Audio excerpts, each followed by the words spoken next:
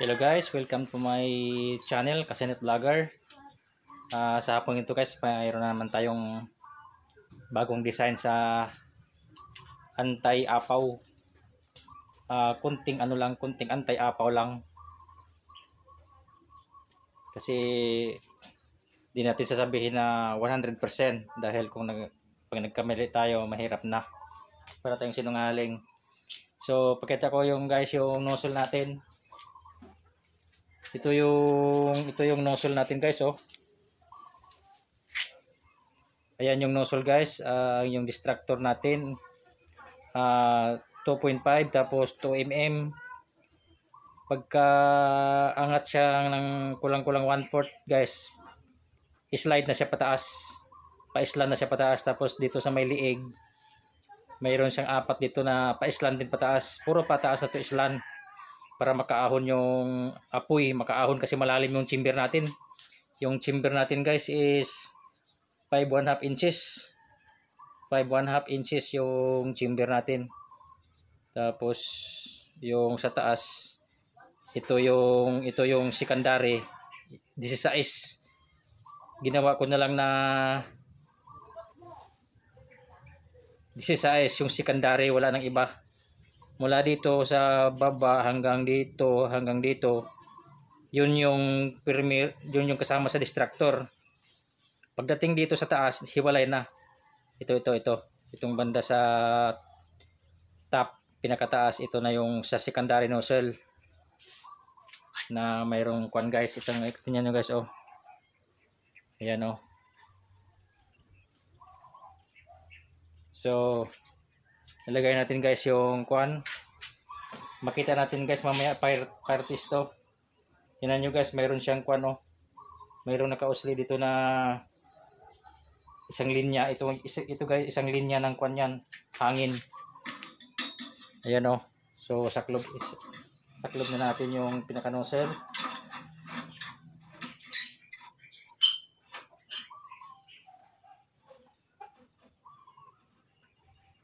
Tapos guys, tingnan yung chamber natin, ang kapal to guys. Mapapansin nyo guys, mayroon siyang nakabaon doon na 6 mm.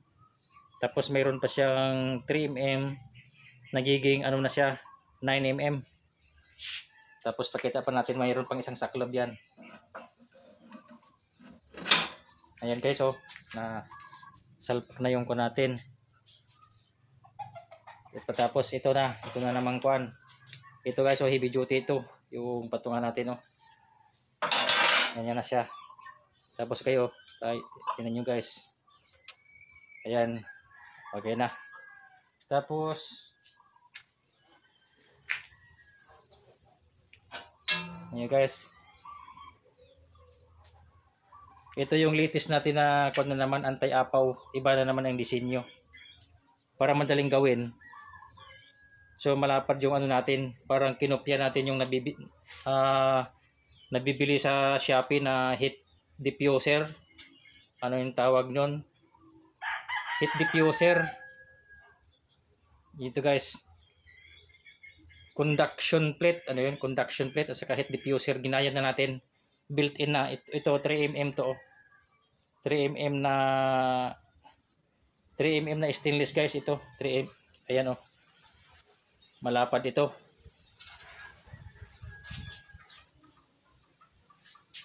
So ang diameter ito guys,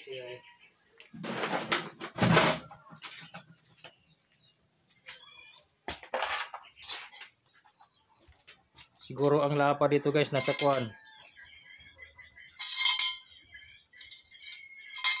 pag inches guys 6.5, pag inches 6.5 siya ang lapad. Tapos ito na yung bagong version na naman natin na heat diffuser. Tapos agad dali lang magkulo dito guys. Ito yung conduction plate. So ilagay na natin guys ganito. Mamaya na to guys, mamayang gabi natin fire test. Ganyan siya.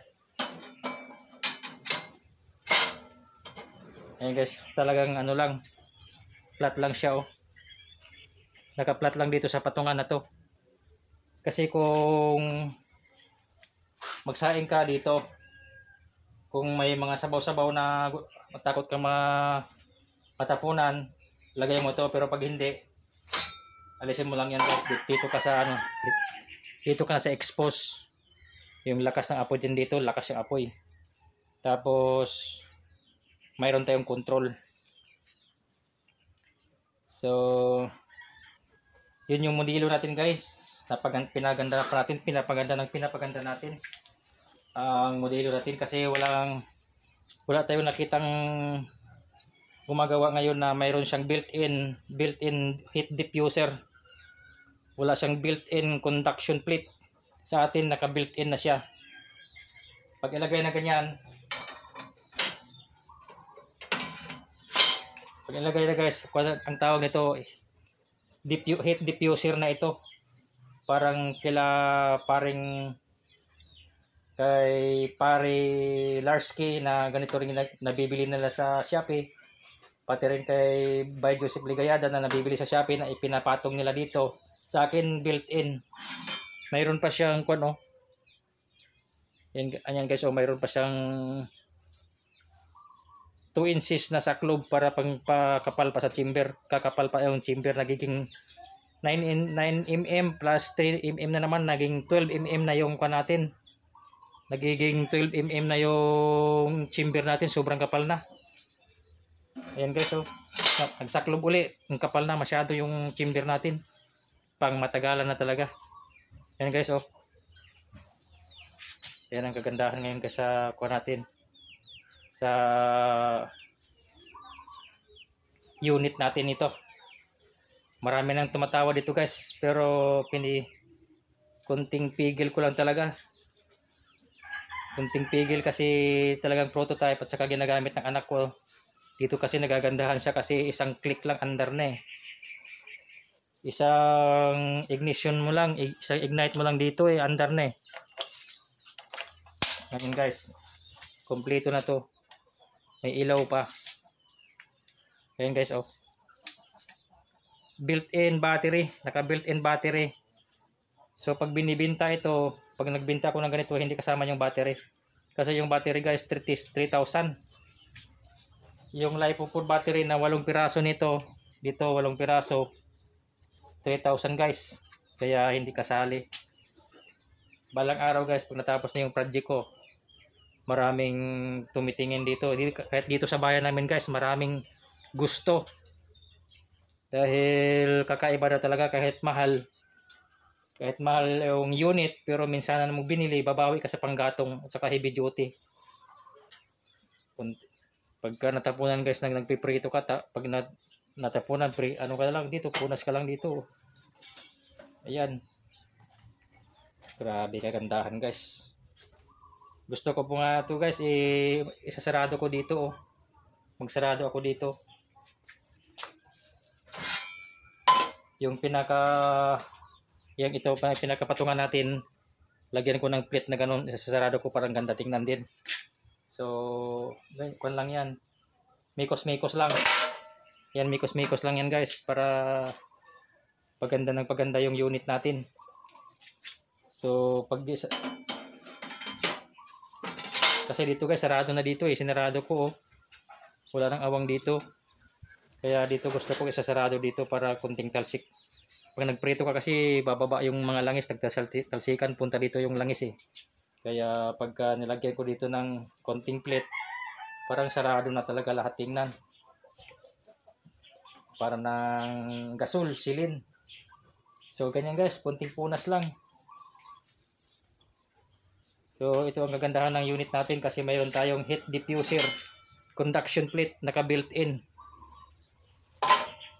So makikita nyo mamaya guys, mamayang gabi fire test natin itong anti-liab. Yan, bagong modelo ng anti-liab. Pinasimple lang natin pero effective naman din. So ganyan lang guys. Ganyan yung unit natin guys. Marami nang tumatawa dito guys, kaso lang hindi ko pa talaga ilarga kasi ang hirap kong ginawa. Tapos magiging pattern. Kaya pag sarili mo na ito, Gusto rin ng anak ko itong i-operate dahil lang ganda ng i-operate. Kompleto, mayroon siyang ito guys, may narinig akong ayaw nila yung automatic. Pwede naman to magiging patak-patak lang din, patak-patak system. Dalawa yung takip. Mayroong takip na sarado, mayroon ding isang takip na mayroong breather, kasi pag nilagyan mo ng breather dito, patak-patak system na yun. Mayroon na siyang breather, patak-patak system, pwede rin dalawang takip. Pwede nang hindi automatic yun pagka nilagyan mo ng isang takip pa na may breather dito. So hindi na siya mag-automatic, magpatak-patak na lang. Pero kung yung isang takip na sarado, yun, automatic talaga. Kaya ipakita ko rin sa inyo guys kung paano mag-convert na naman natin ng gano'n, para yung iba kasi gusto nila simple lang yung patak-patak system. Ito pwede all around ito. Itong automatic all around ito. Panibago lang takip.